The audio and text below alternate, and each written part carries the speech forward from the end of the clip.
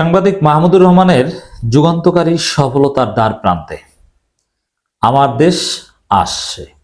দর্শক, আমার দেশ নতুনভাবে চালু করা এটা সহজ ছিল না, এটা অত্যন্ত কঠিন ছিল। আর্থিক সংকট, মাহমুদুর রহমান সাহেব বিএনপি করতেন, বিএনপি সরকারের উপদেষ্টা ছিলেন, কিন্তু বিএনপিকে পাশে পায়নি।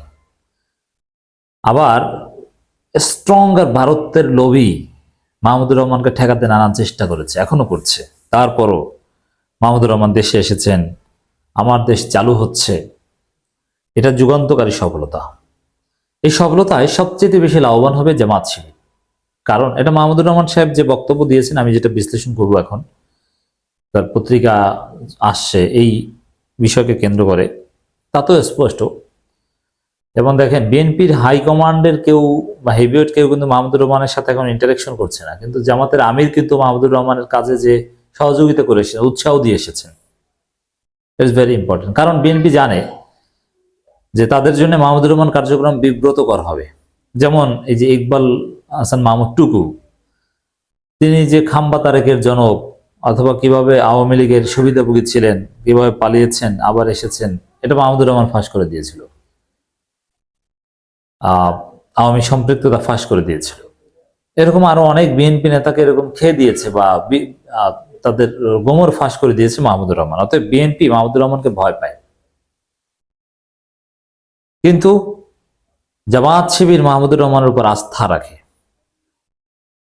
তো দর্শক, মাহমুদুর রহমানের এডিটোরিয়াল পলিসি হবে মারাত্মক ভারত বিরোধী, এটা তো আমরা সবাই বুঝি।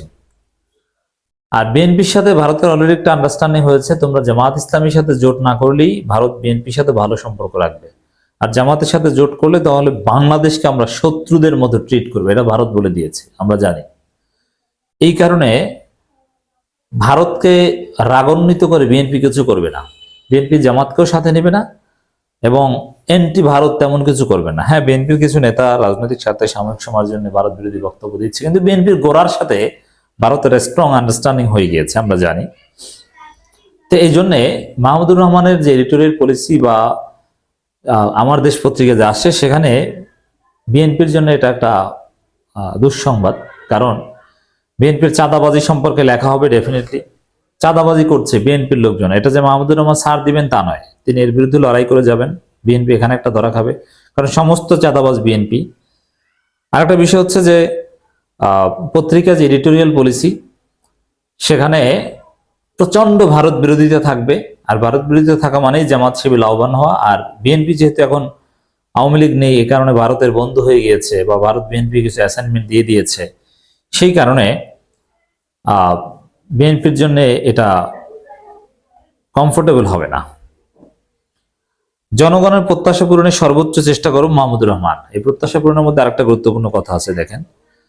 দৈনিক আমার দেশ পত্রিকার প্রতি অনেক প্রত্যাশা রয়েছে, জনগণের সেই প্রত্যাশা পূরণের সর্বোচ্চ চেষ্টা করা হবে বলে জানিয়েছেন পত্রিকার প্রকাশক ও সম্পাদক মাহমুদুর রহমান। দেখেন, এখানে যে কথাটা আমরা বলতে চাই, জনগণের অনেক প্রত্যাশা। জনগণের প্রত্যাশা হচ্ছে প্রথম আলো ডেইলি স্টারের বিকল্প হিসাবে দাঁড় হবে প্রথম আলো আমার দেশ, কিন্তু ইটস ভেরি টাফ। প্রথম আলোর বিকল্প তৈরি করা তো সহজ নয়। কাগজের মান থেকে শুরু করে সাংবাদিকদের মান, লেখনীর মান এবং স্পন্সর পাওয়ার উপর অনেক কিছু নির্ভর করে। এতে প্রথম আলোর বিকল্প সম্ভব যদি কয়েক বছর মেয়াদী পরিকল্পনা করেন।